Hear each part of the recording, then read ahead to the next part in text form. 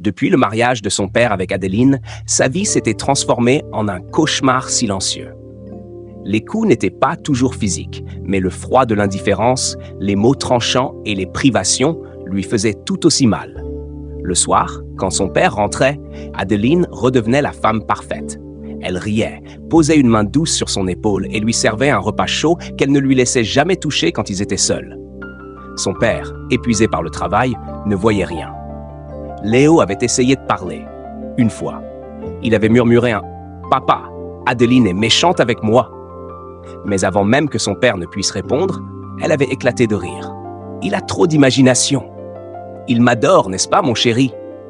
Sous son regard menaçant, Léo n'avait rien osé dire.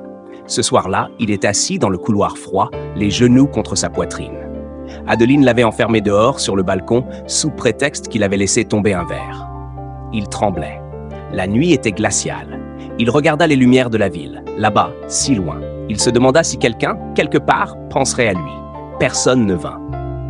Au petit matin, le silence régna dans l'appartement. Adeline ouvrit enfin la porte du balcon, mais Léo ne bougea pas.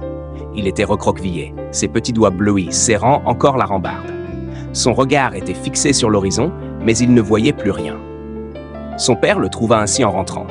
Il cria son nom, le secoua, pleura.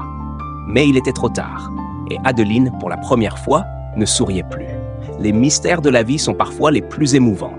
Abonnez-vous pour découvrir d'autres histoires.